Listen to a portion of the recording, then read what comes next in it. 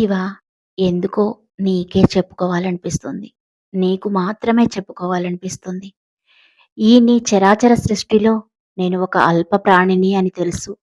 నా స్థానం అణువంతా అని తెలుసు. నా గొంతు నీదాకా వినపడుతుందో లేదో అది మాత్రం తెలియదు. కానీ కనీసం ఒక్కసారైనా నీవు నా వైపు చూడకపోతావా అనే ఆశ, ఓ చిన్న ప్రయత్నం. ఈ కన్ను తెరవర సామి. ఏంటో పిచ్చిదాన్ని. నీకు తెలియనిది ఏదీ లేదని తెలిసినా ఎన్నో చెప్పుకున్నాను. బడి నుంచి ఇంటికి వచ్చి ఆ రోజు విశేషాలన్నీ తల్లితో చెప్పుకునే పసిపిల్లలా ఎన్నో, ఎన్నెన్నో వింటున్నావా శివ? ఒకటి కాదు, రెండు కాదు, ఎన్నో ఎన్నెన్నో చెప్పుకున్నాను. దుఃఖంతో గుండె బరువైన ప్రతిసారి నిందించాను, ప్రశ్నించాను, నిలదీశాను.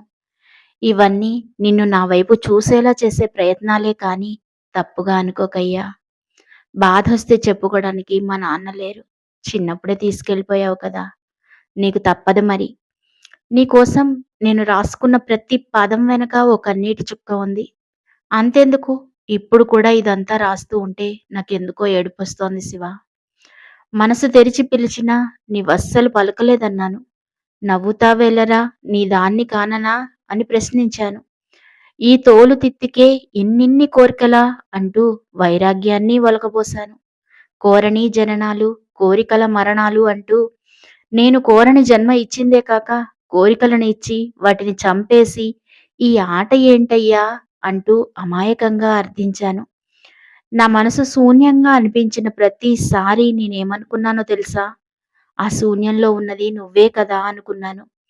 అందుకేనేమో నేనెప్పుడూ ఒంటరిదాన్ని అనుకోలేదు.